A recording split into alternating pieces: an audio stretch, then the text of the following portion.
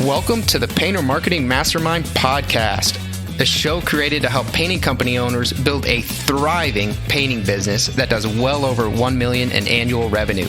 I'm your host, Brandon Pierpont, founder of Painter Marketing Pros and creator of the popular PCA educational series Learn, Do, Grow, Marketing for Painters. In each episode, I'll be sharing proven tips, strategies, and processes from leading experts in the industry on how they found success in their painting business. We will be interviewing owners of the most successful painting companies in North America and learning from their experiences. On this episode of the Painter Marketing Mastermind podcast, we host guest Maggie Kuyper. Maggie is the co-founder and co-owner of Harpeth Painting, a residential and commercial painting company based in Nashville, Tennessee, that does over $5.5 million in annual revenue. Maggie discusses how she and her husband, Matt, have grown Harpeth Painting from 0 to over $5 million in just 5 years, and she provides sound recommendations that other painting company owners can employ if they want to achieve similar growth. She discusses the struggles of running a successful family business while raising 3 kids, and Maggie provides some great insights into emotions that many entrepreneurs often feel, but few openly verbalize. If you want to learn more about the topics we discussed in this podcast and how you can use them to grow your painting business, visit paintermarketingpros.com/podcast for free training, as well as the ability to schedule a personalized strategy session for your painting company. Again, that URL is paintermarketingpros.com/podcast. Maggie, thank you for being on a Painter Marketing Mastermind podcast. Yeah, I'm stoked to be here. Thanks for asking. Yeah, of course. So I guess, Maggie, why don't you tell us a little bit about yourself and about Harpeth Painting? Cool. Well, we are a women-owned business. I own the company with my husband, Matt. We are located in Nashville, Tennessee, so we pretty much serve the Middle Tennessee area. We're a commercial high-end residential painting company, and this is our 5th year in business. And we are moving and shaking and growing faster than ever anticipated. Well, that's good news. So yeah. Growing faster than you anticipated. What was your revenue in 2021? We finished 2021 at just shy of 5.5. Wow. Just shy. Yeah. And you said you're 5 years old. 5 wow. years. This is our, yep. That's amazing. Our 5th P&L we ran. Yep. Dang. $1 million a year since inception at that growth rate. That is impressive. Genuinely doubled every year pretty much. And my accountant told me that if we do that again next year, he's going to quit his job and start a painting company. Wow. Yeah. I was like, don't worry. I don't think we'll double again. You never know though. That's really something for an accountant to say that. I think accountants are generally pretty risk averse. Well, good for you guys. So thanks. Not to dive in too fast here, but that growth rate is obviously impressive. What do you attribute that to? Oh gosh. There's a lot of factors. We have to call it what it is. Nashville is a hot place right now. There's just, companies coming in, new companies, bringing their headquarters here. And so there's huge growth, both commercially and residentially. So, it's just it's a blend of that mixed with Matt and I are just super involved in the community, and, our kids' schools, we're in the CrossFit world, we're in church communities, neighborhood stuff, so just the connectedness. I feel like there's always someone looking for a painter. Yeah, that's great. So you guys are commercial, high-end residential. What's the general split there? Probably about 60% commercial. From a management perspective, it feels a lot more half and half, but some of those commercial jobs are so big that, it kind of tips the revenue scale a little bit in their favor. But, a couple of our commercial jobs, we've had, 6 to 8 painters sitting on the job site for 3 years. So from a financial standpoint, that's a huge chunk of revenue, but from a management standpoint, they're pretty much self-operating. So, but yeah, just over half is led with commercial. Okay. And is that kind of what you guys started with, or did you really start with? No, we actually started mostly residential. Yeah. Matt has a lot of experience in commercial construction. My background is actually high school administration. I was an athletic director. And so his background is commercial, but it was kind of one of those things where the opportunities came with the residential. So, and when you're a new business, residential equals immediate pay. So it was an easier way to get started. Okay. So you guys started primarily with the residential, obviously helps with cash flow. Yeah. And then Matt, because of his background, he had kind of a lot of contacts and knew that commercial space. Yep, exactly. Do you have any recommendations? Because obviously one of the big goals for a lot of companies when they're looking to grow is they start in the residential and they want to sort of break into that profitable, everybody wants to get commercial. Yeah. What advice do you have if maybe they don't have the background that Matt has? Honestly, I attribute our success in commercial to the fact that we seek relationships, not work. The people that we work with in the commercial industry, we trust. It's the mutual respect of we both want to make money, we both want to have a good experience, and we both want a happy customer.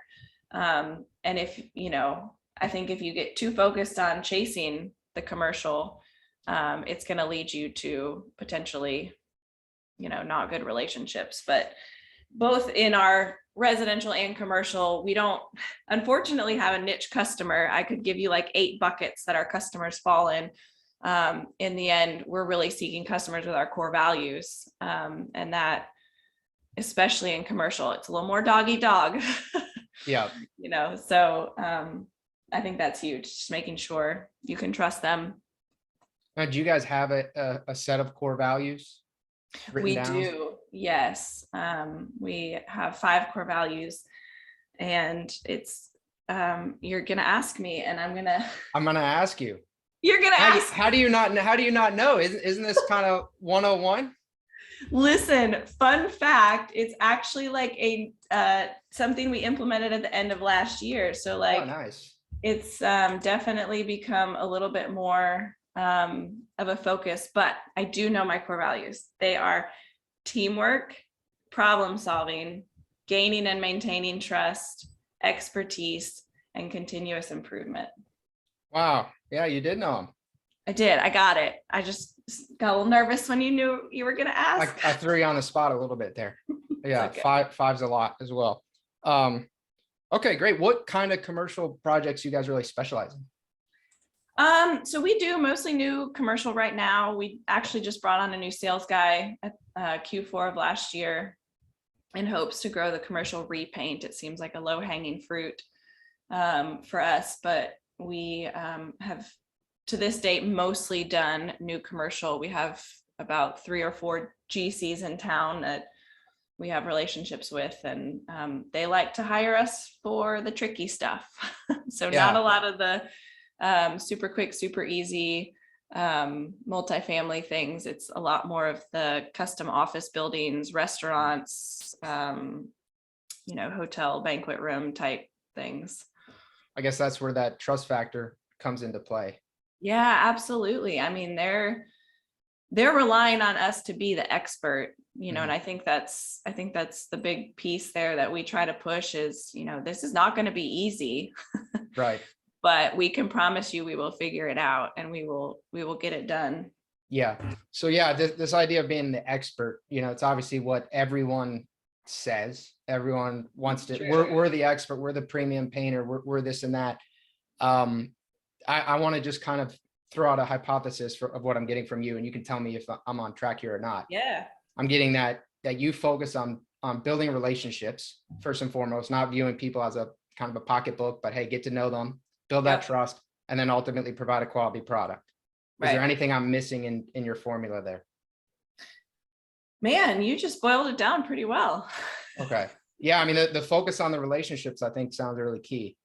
It does. And, I think, to be frank, up until 2021, it was me, Matt, and the painters, or Matt and I and the painters, and so it was super easy to build your company on that. And it was also super easy to sometimes let profitability fall to the back seat. We were always profitable. We've always had great numbers.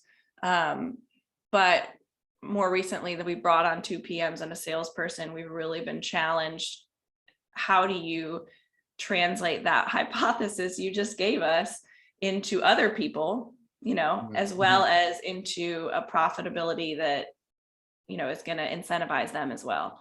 And so, it's easy for us to say, oh man, I'm so sorry, we screwed that up, we're going to fix it, no cost, we got this one on us, but that doesn't work as well when you have other people's livelihoods. So we've definitely had to challenge ourselves to figure out how to keep that exact hypothesis while, transferring it to employees and salespeople. And so that's our new adventure. Yeah, I'm kind of amazed that you guys held off as long as you did with the numbers that you guys were posting. It's crazy. No one should listen to our numbers and our equation ever. It's a terrible roadmap. Yeah, I mean, you guys definitely led with revenue for sure. Yes. I mean, that is good. So, okay, I like that a lot. Yeah, you guys are focused on basically building your systems right now, right? So you have the quality control and everything in place. Oh, absolutely. Now, I thought it was really interesting when you said, how do you sort of financially incentivize people, because they don't own the company, they don't co-own it with you, so they're not ultimately as invested they can go get another job. Absolutely. What have you guys thought about in terms of how to do that? Well, I mean, obviously, as cliche as it sounds, number one is we're hiring based on those core values. We're not hiring.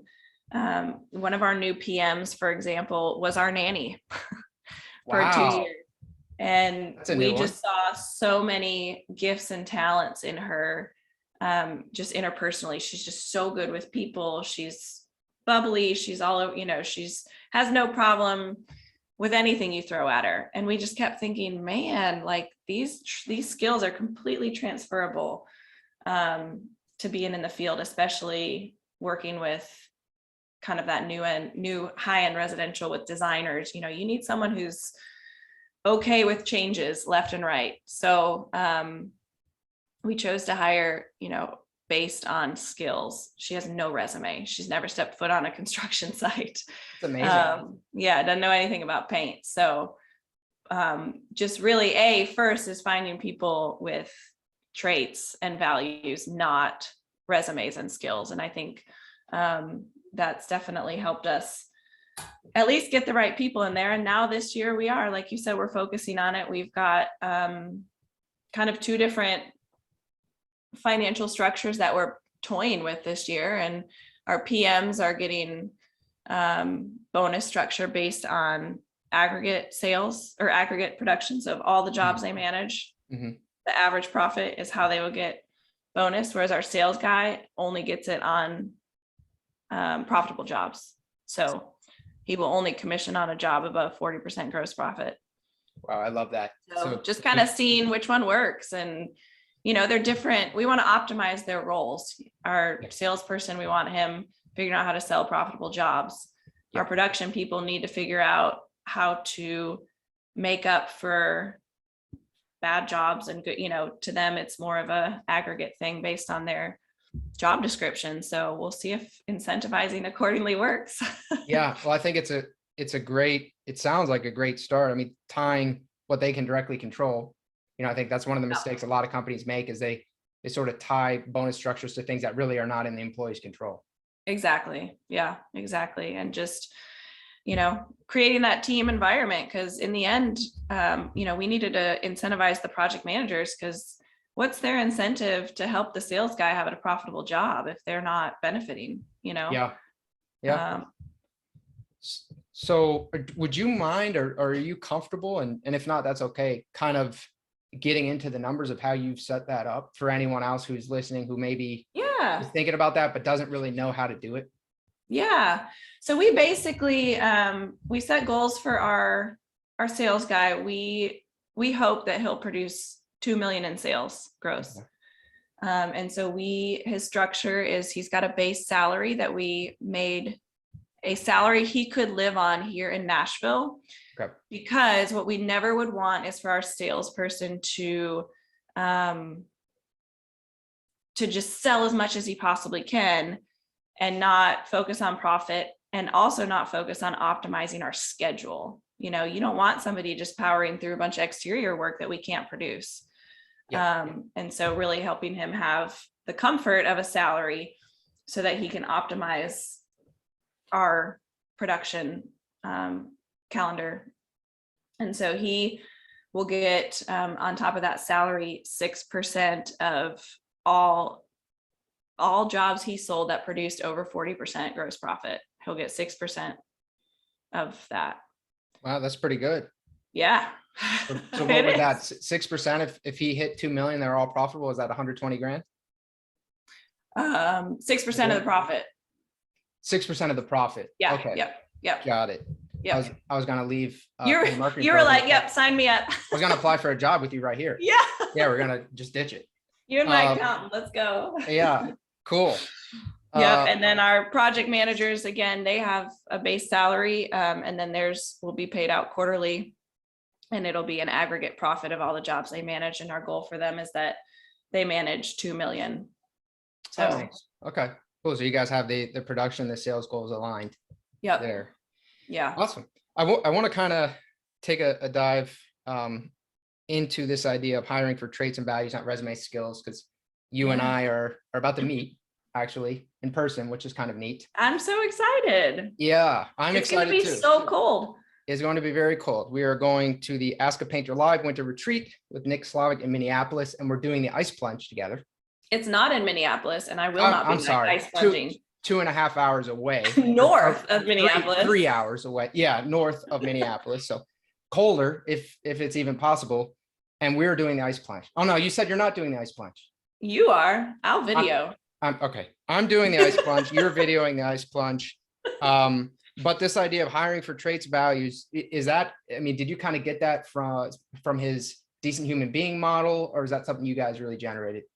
So we have these secret weapons in our back pocket. Matt and I do, called our dads. My dad is an entrepreneurship professor. It's tragic. Wow. And so then do you just get nitpicked? Is it, well, 5.5 million, that's not really good enough. Or how's your, no, my dad's the opposite. He's like, okay, weren't you happy at 3? Like, oh yeah. Okay. You know, and so we've got him, and then Matt's dad was a very successful entrepreneur, had a factory that made office furniture and hospital carts. Wow. So engineering and business are his, wheelhouse. And so they both, from the get-go, so 5 years ago, before we even knew, I think Matt was following Nick Slavic because he liked his shoes and his beard. And, our dads were the one that were like, hire for culture, hire for culture, hire for culture. So yes, it was resonated then when we got to know people like Nick and other people in the industry. But thankfully it was the advice from the get-go. You can teach all the skills in the world. You can't teach core values. Yeah. Wow. That's great. So you followed him because he liked his shoes. That is a new one. It's not the only thing I took away from all that, but it is what stood out the most. It's fine. Yeah, no, that's I think you guys are going about it the right way. I think that 2022 is gonna kind of vet that out and prove that it was the correct course of action. I'm gonna take your word for it. Well, we'll see. So you guys are trying to make sure you stay above 40%. Are you comfortable sharing your average profit margins in commercial and residential, maybe how those vary? That's a great question that I do not have the answer to. Got it.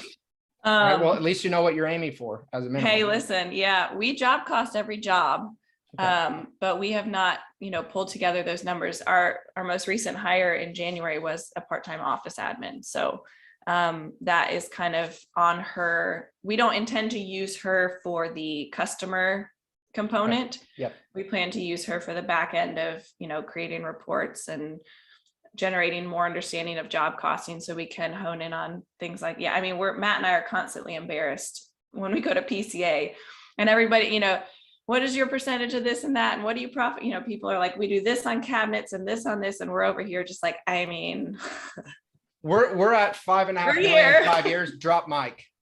Yeah. Right? Yeah. Yes.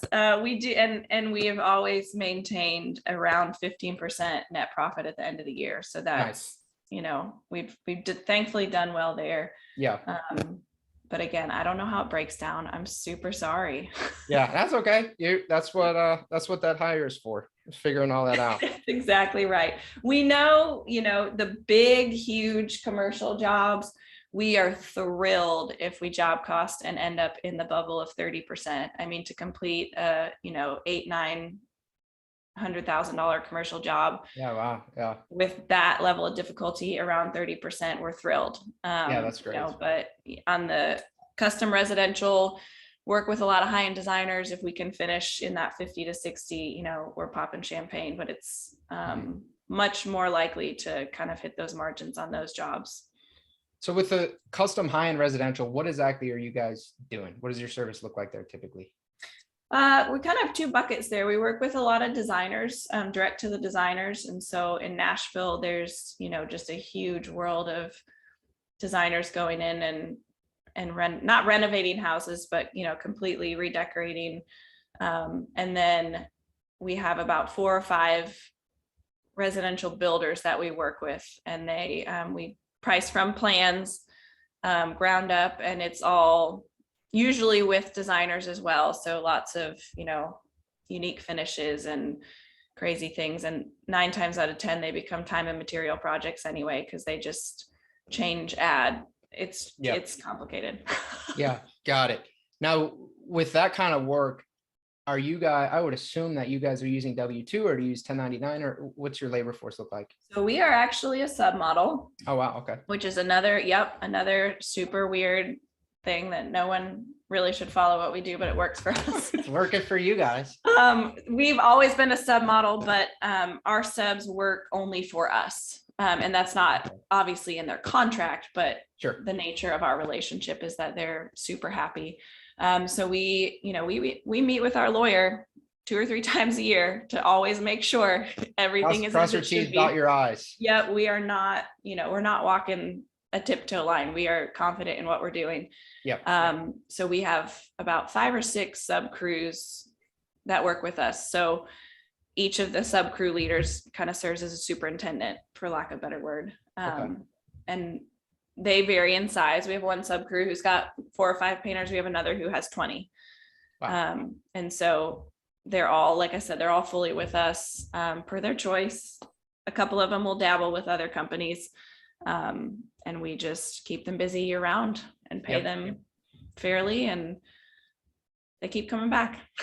Would it be a fair assumption that your sub crew model is why you've been able to get to where you've been without really hiring so much internally? Totally. Yeah. So until, when it was just me, Matt, and we did 3.5 or whatever that year was, we did have 4 basically project managers, because our sub crew leaders served as PMs. So yes, it's so almost like we have more employees. Right. So now the project managers, what will their role will be basically supervising the PMs of the sub crews? Yep. So trying to open up bandwidth for the salespeople to sell. So our handoff would be at the actual production start. Our salesperson walks the job, hands the work order to the PM and the crew. And then ideally, unless there's a change order or some type of relational hiccup that needs addressing, the salesperson doesn't come in till the end, is kind of our goal.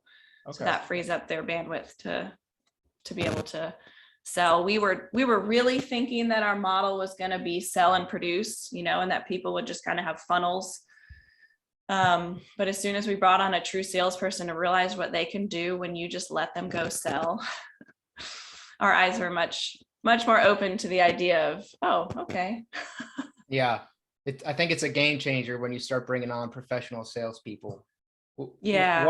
Would you have any advice for that, for how to hire a good salesperson? And I say hire based on culture and core values and personalities and all that stuff. But the gentleman we just hired, Kenneth, has a background in sales, has had training in sales. And that's a game changer. I mean, it's a game changer. He was in furniture sales. I think he worked for Lazy Boy. And then he did dabble in the painting world prior to us, but to find somebody, whether they've been in real estate or some type of true sales thing. I mean, just the little things he does to close deals, we're like, oh, wow, never thought about that. You know, he picks up the phone and calls a customer before he sends them the bill, and he talks it through with them. So it's not this, you know, shocking PDF email that you open and, you know, just little things that I would never have thought of because I'm not trained. That's not my area. Experience, right? The training experience. He knows how people react. You kind of see these patterns, so he's able to get ahead of them. Yeah. So your nanny, she's not going to be salesperson number 2? No, she's not. No, she's not. Okay. All right. I just wanted to confirm. She's a PM and loving it. Okay. Yeah. Awesome. That's great. Your growth has obviously been remarkable. And I understand the relationships and background that your husband has with commercial. What did you do to grow your residential? It's a great question. You know, we started really with the residential repaint, just your true copy paste suburban repaint. Like I said to you, it was cash. It was pretty profitable. The errors that we would face were minimal. And so that really carried us for the first, I'd say 3 to 4 years. And we really started exploring the world of designers in the last year.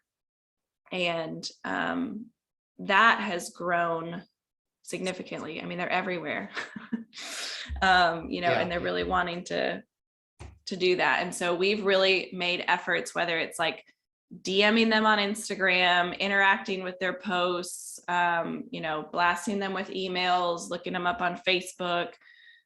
We haven't done any, formal marketing, just kind of a grassroots effort to get them to see, and, trying to post the variety of what we do on our projects, so they can look at our Instagram and see that we're not just painting 4 walls in a bedroom every day. We're doing Portola lime wash and Roman clay and Roma bio and all these kind of things that they think are so cool and trendy. Yeah, trendy. Yeah. So that's really been our focus the last year, is kind of upping and we're no Zach Kenny, like we're not blasting the socials with all this amazing stuff, but we're doing enough to kind of make it clear what our residential niche is. Now, who's kind of manning that? Who's in charge of that? It's a community effort. Okay. We need so many systems, and if you guys spent a day with us, you would laugh hysterically. Our sales guy was like in stitches when he first came on, and he was like, wait, so you're telling me you own the company, you do the job costing, and you're putting checks in the bank every week? Like, what is this?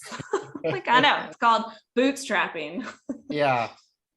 So social media has been the same thing. Like Lucy, our nanny turned project manager, she'll take a picture and be like, can I post this? And then, Matt will post something, and then I'll post something, and we're just whoever's nearest the computer. If you walk by, you need to do a social media post. It's super not systematic. That's funny. Anytime you use the bathroom, you have to do a social media post. It's the rules. Right. Okay. So, a lot of things are going right. I'm sure not everything went right over the past 5 years. What are some things that have gone wrong, and how did you guys handle them? It's a great question. And I appreciate that you asked that, because, it's easy to cheerlead through people and give them, what they should be excited about. I think what's been, I don't know if you can count this as a struggle, but just the weight of growing that fast.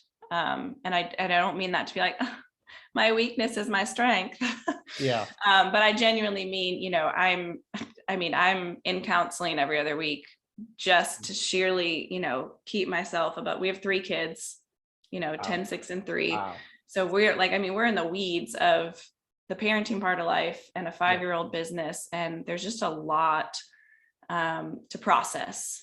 And it's with my husband. So when we come home to the same house and the same kids and the same business, the respite isn't there all the time. And so just really the emotional capacity of that. And I know it's the flip for the other side. If we weren't growing quickly, we would have the same feeling, Sure. just from an opposite angle. But it's a lot to temper that and to maintain our lifestyle. We just actually were on a call with Nick Slavic earlier, and Nice. just kind of commiserating about how hard it is at that rapid growth stage. But then we're hopefully reaching a point where we are kind of breathing again, and I can pick my kids up from school every day and not have the nanny anymore. You know, Yeah. she's taking some of that stuff off my plate. So it was hard.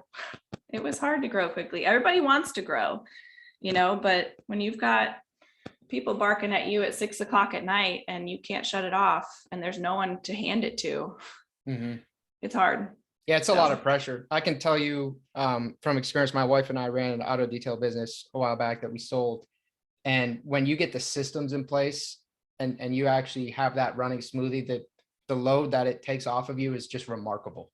Yes, So exactly. I think 2022, I believe, based on what you guys are doing right now, 2023 is going to be a really, really great, much less stressful year for you guys. Well, thanks. I appreciate hearing that. But yeah, I mean, you hit the nail on the head. We grew so quickly, and we are so tight-fisted and careful with money that we weren't just going to start hiring to hire. And so, yeah, like you said, you know, we didn't have time to put the systems in place. You know, I was up at 3 a.m.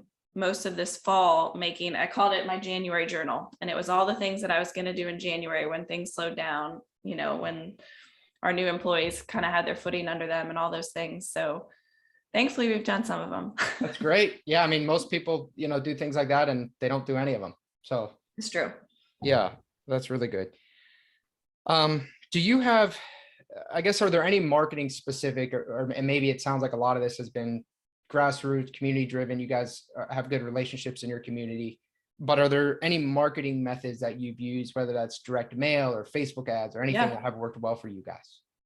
So as the host of a marketing podcast, you may want to just delete my existence. We have never spent a dime on marketing.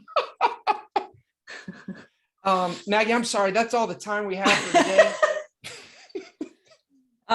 We have recently invested for the first 5 years. We genuinely made it our effort to nurture relationships. And it sounds cheesy, but you know, the Christmas cards, the lunches out with big customers, you know, those, I mean, obviously that's quote unquote marketing, but you know, we haven't done any formal attempts. So last November, we invested in a new website, and we're now putting quite a big chunk of money into upping our SEO, back-end blogging, just kind of creating that presence to hopefully then better support our sales guy. Yeah. You know, again, going back to the systems of it can't just be who Matt and I know, because who Matt and I know want to work with Matt and me, you know. Yeah, that's a very good point. They don't want us to hand them off to the new sales guy. And so really putting money to generate leads to Kenneth. We've chosen to go with more of the SEO, website building, Google ads for that. So maybe I can come on in a year and let you know how that went. Yeah, that would be great. That's I think it's an absolutely great point that you made about if the people come on because of you and Matt, then they're going to want to talk with you and Matt. They're going to want you and Matt to be involved in kind of every aspect of that job. And you just can't be, you really can't be doing it at 5.5 million. If you guys are going to 10 million, obviously that's just preposterous at that point. Yeah, absolutely. And, you know, and that may lose customers. I mean, you know, we have had a couple repeat customers that Matt and I didn't have the bandwidth for, and we handed to Kenneth, and it just didn't go well. And that wasn't Kenneth's fault at all. But, you know, you're going to lose some customers along the way, unfortunately.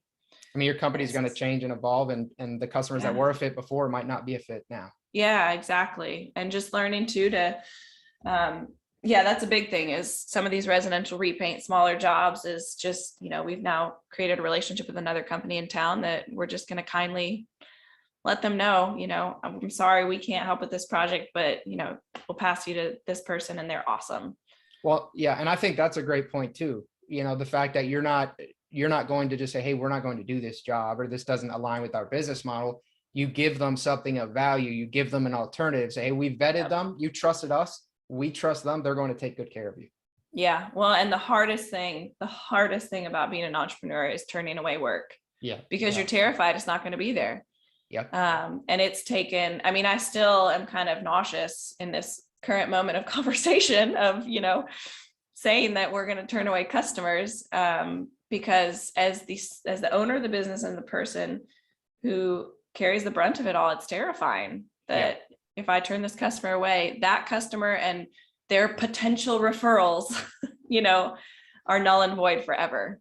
And that's gotten me, going back to your question, that has gotten me in a lot of trouble, is saying yes to projects that we had no bandwidth and no business doing because I was scared we needed the revenue. It was that frantic, like sell, take. Right. Instead of slowing down and making sure it's something we could manage. And what ended up happening? Did you end up having dissatisfied customers, or how did that play out? Yeah, I mean, it ended up forcing us to bring on sub crews that we weren't able to properly vet. It forced us to hold on to those sub crews longer, out of the desperation of, well, we can't produce next week without them, right. And and those were always the jobs that didn't go as poorly, which in the end, then you lose that customer anyway. I mean, right. Yeah. They weren't a good fit to begin with, and they're not going to be a good fit in the future. Yeah. So, but it's a true fear of all entrepreneurs, is that you turn away work, it won't be there. And there's a time to not turn away work. Our first year, we said yes to everything. Yeah. Everything. Have to eat. Kids have to eat. Right. Yeah. So I think your point about kind of the pressure, the stress of growing that quickly, of meeting the needs, the fact that you've grown so quickly, but you're still afraid of saying no. I think it's something as entrepreneurs, we don't really talk about, generally we kind of talk about numbers and metrics, and these are the systems and processes, and don't give up. But it's not like, oh crap, this is really scary. So I'm actually really glad that you brought that up. It's terrifying. We were, our number one thing when we started this company was that we would always have enough cash in the bank to survive a year if the company just halted in existence. So that was kind of our number one thing, is, that nest egg. Yep. And, and then it grew to, okay, well, we're going to have enough to operate our crews for a month, without work for, however, we just kept building that nest egg. Yep. But in the end, it's still terrifying, because it's your reputation, it's your name, it's your baby, it's your, it's everything that you created. And we don't talk about that fear. And you have it at 5 million, you have it at 500,000, it doesn't matter. Yeah. And it only gets worse with more people. We had a Christmas party last year, and this sweet little Hispanic painter sat on a paint bucket, and in the most broken English, I don't think I've heard him ever speak besides, hola. Mm-hmm. He said, look at all these families that are provided for because of Matt and Maggie. Wow. And as touching and heartwarming and fulfilling as it was, I don't think I slept that night. I was like, well, am I allowed to say shit? Well, shit. Like, now I got to make sure January's sold. All of a sudden it way increases the pressure. Man. Yeah. That's a blessing and a curse, I guess, there. That's right. Yeah. Wow. Okay. So what it right now, I guess, what is your company doing the best with? What would you say you guys are knocking out of the park with, whether that's operations, the kinds of projects you're doing, just what is going the best? I'm going to give you a funny answer that I think what's going the best right now is the core team that we have. I think we've really created a sustainable work-life balance for them. And I don't know if that's just because that's how Matt and I are leading it, but our sales guy and our 2 PMs, they've got it made, they make a great living and have the hours of a very comfortable, person. They're not answering phone calls late at night. They're able to take off weekends as they want. And, leave to do mission trips or go hunting, whatever it is that they want to do. And I think that's because Matt and I have really put our foot down that we're not going to all be workaholics. That's great. And we're really trying to do the same with our painters. They would work 7 days a week if they could. And we're like, take a deep breath, slow down. It's, that's part of our culture, is just being a happy person. You can't do that if you're working all the time. We're not driven by, working 24 hours a day. Yes. So, that's great. Yeah. You'll build a lot more loyalty that way for sure. And people, I don't know. Some of the painters wish they worked more. Yeah, I could see that. What is there anything, I don't want to say what's going the worst, but that's basically the question. What needs the most improvement, or what are you guys struggling with the most right now? I think we really need to hone in on our specific customers. Like I was saying, just kind of realizing that we need to let go of some of the things that aren't best for us. And that, right now we're scared to do that because, like I said, we don't have the numbers. I don't know what our profits are for cabinets. I don't know, what our profits are for commercial repaint. And so figuring that out and making sure that we're narrowing in on the profitable projects, I think we're not doing that at all. Yeah, got it. Whatsoever. We don't know. We're just shooting out of our pocket and saying yes to things. Yeah, flying by the seat of your pants a little bit. So kind of focus on customers. What is the biggest customer blunder that you guys have ever made, and how did you handle it? Ooh, customer blunder. Shoot. Well, we had a project recently for a repeat customer of ours, kind of one of those awesome customers that says, come and get it done. I don't care what it costs. She's from a more of a prestigious old money part of town, which means oil. And so repeat customer, super easy. So we decided to just toss one of our PMs. We're like, we don't need to sell it. She doesn't care about the price. We'll just have the PM get out there and, get the paint organized and get it started. And so she, there's obviously a little bit of a paint shortage, if you haven't heard. So we were trying to figure out the product to use. And I said, well, why don't we just use the Fine Paints Holland Lac, right? And, it's their oil product, and it comes in the satin sheen that she wants, and off we go. The PM doesn't know these things, and so they ordered Holland Lac Brilliant, which is the super shiny. Speaking of Zach Kenny. And our guys, this was for her closet. These are like built-ins in her closet. Our guys brush and rolled Holland Lac Brilliant in some lady's closet by 4 days. She didn't want to feel bedazzled in her closet. I guess so, right? 4 days into the project, they weren't even close to being done because there were runs everywhere. The guys were trying to figure out what's going on. And she came home from vacation just pissed. Like, you said this is going to be done. This is a disaster. What in the world happened? Well, Matt shows up on the job and he was like, who in the world sold this job and who's in charge of it? And we were like, ooh, none of us, Yep. So perfect example of like, we didn't follow our system. We didn't have, the salesperson come in regardless of if she wanted a price. It's still their job to define the scope, know the proper material to use, and then make sure it's ordered and ready for our production team. And we just didn't follow it. So we had to unsand, a 100 square foot closet full of Holland Lac Brilliant on all these shelves and built-ins. I think we were there for 3 weeks. Wow.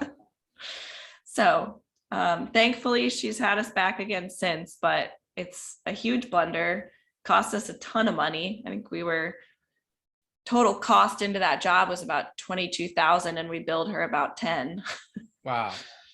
So definite mistake, but goes to show, had we had somebody just go in and follow our system, we tried to make it easy. That was a bad idea. Yeah, I think that's a great point. If a customer comes sort of outside of your normal system, and that can happen with repeat customers, especially ones like that. Totally. I don't care what it costs, just do it. You still need to put them into your funnel. Yeah, absolutely. That's great. Yeah, and make sure all the quality control and everything is conducted as it should be with every customer. That's a right. Great point. I kind of want to touch on this idea almost for my own edification, because I have two kids as well. I mean, you Yeah. have three, so you're How ahead of old? me. 3. I have a 1-year-old and a 5-year-old. Oh, nice. Yeah. Talk to me about, I guess, your routine. How do you manage having a family with running a business? How does that all work? That's a great question. It's hard. And I hope everybody breathes a sigh of relief that hears that. We really don't want, I had a pastor say this. His wife would only come to one service on Sunday. I think the church had 3, and she would bring the kids. And he said at one point, he said, "This isn't my kids' job, it's my job. They don't need to spend their Sunday mornings at church for 7 hours." Yeah. And I thought that was such an interesting point, of just as a parent, like it's not their job. But when you're an entrepreneur and you own it, that's super hard because you also want to be like, family business, let's have buy-in, Yeah. I was trying to have my 10-year-old clean the shop once a week. I was like, I'll pay you to, mop the floors and clean the toilets. And like, she hated it, and she was like, I don't ever want to work for Harpeth Painting, so. Not going into the family business. Yeah. And she'll say it through and through. She's like, I'm not working for the company. Right. So that's not really what you asked, but we've really tried to walk that fine line of, this is our family business. So guess what? Sometimes it is going to be hard, kids. And guess what? Sometimes mommy is going to be answering emails instead of, playing Scrabble with you or whatever. Yep. And so just that fine line, but at the same time, teaching the kids, you're welcome. Like, this business is why we can, take you to your basketball tournament this weekend and be there and present. And, so like I said, my biggest goal this year was that I'm able to take the kids and pick them up from school. It sounds simple.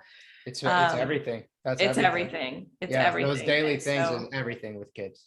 Yeah. And it's healthy for us too, as entrepreneurs, to have a boundary. Yep. And so nothing gets scheduled outside of that time. During that time. So I think that's when our family dinner is huge for us. Huge. And so we do that, without question. Except now our kids are in sports. So we'll bridge that. Yes. So, sports definitely make things more difficult.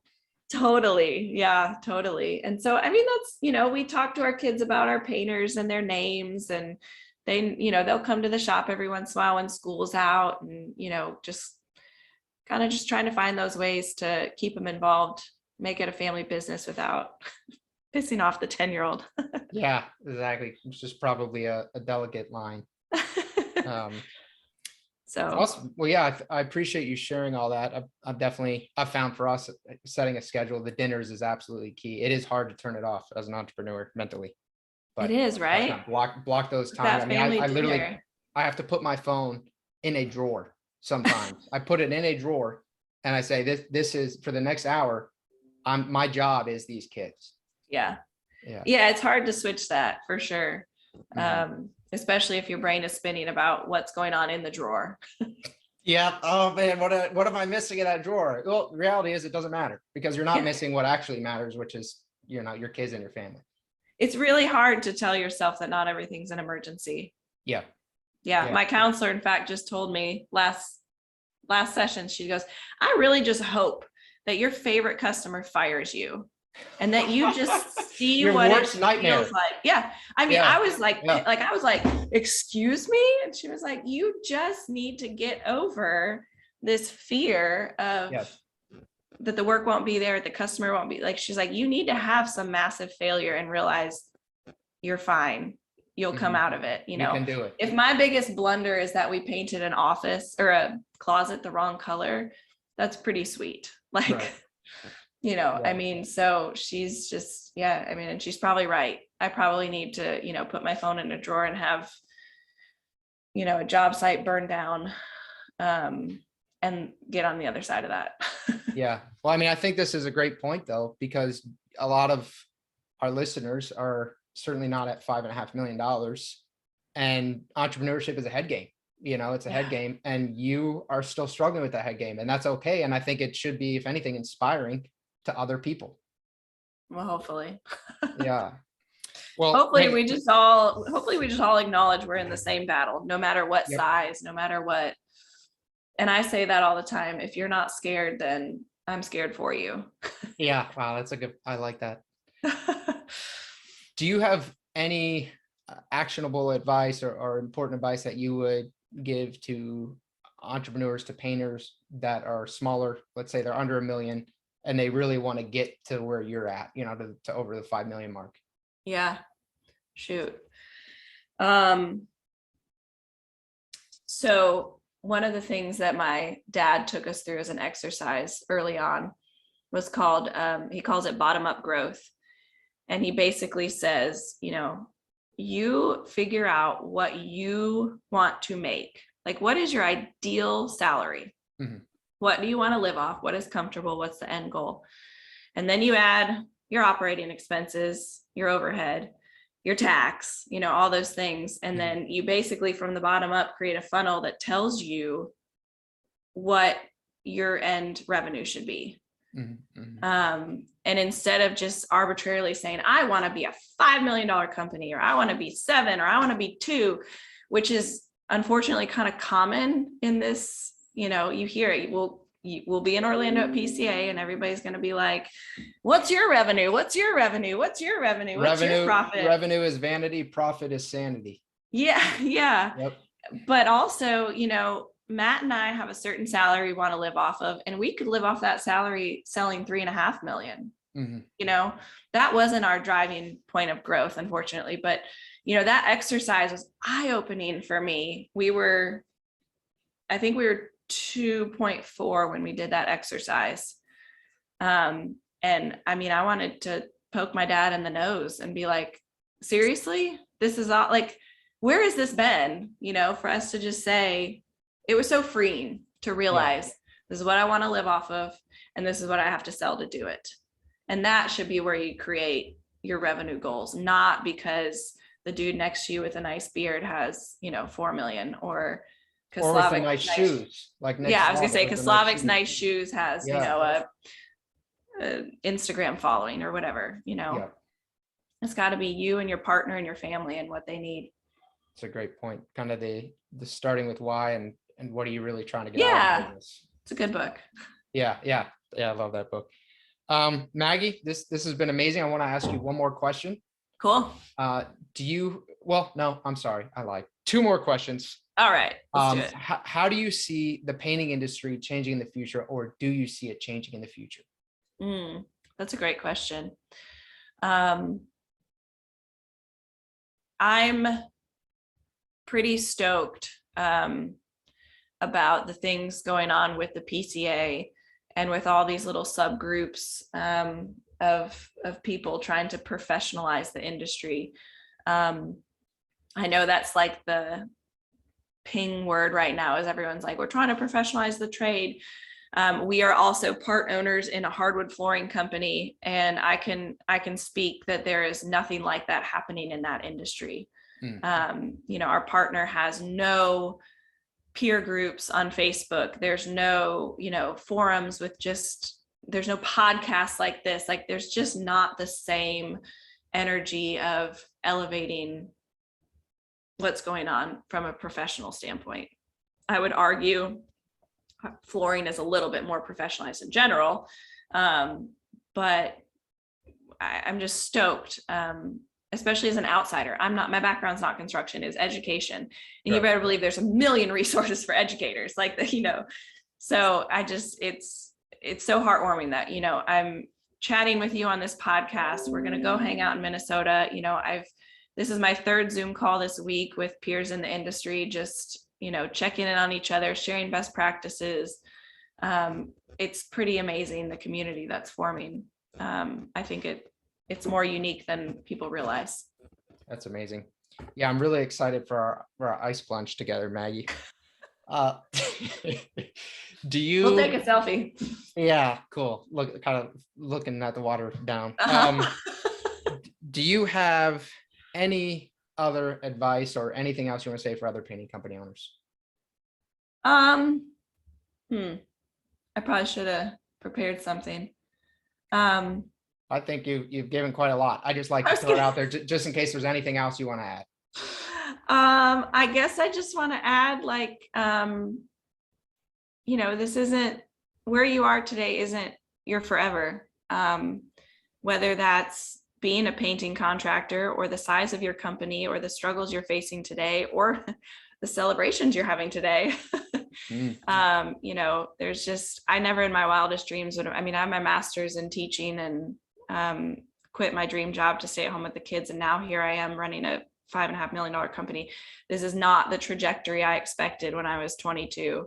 Yeah. So Lord only knows where I'm going to be in another, 20 years. And so I feel like we, as entrepreneurs, it's easy to get niched into, well, this is where I am and this is where I'm stuck.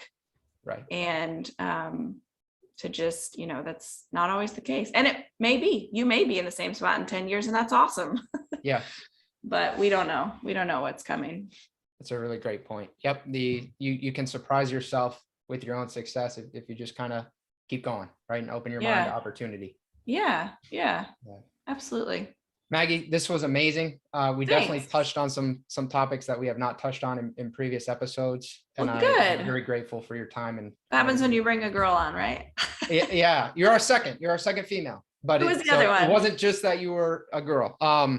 Morgan Sedgwick of Jedi Pros Painting. She's actually in Hawaii. Oh, cool. Hawaii. I don't know. I said it incorrectly. That's not how you don't say it. Hawaii. I don't know. But yeah, that was a really great podcast. Sweet. Well. I'm gonna have to. That is not one of the ones I listened to, so I'm gonna have to go check that out and find her on the socials.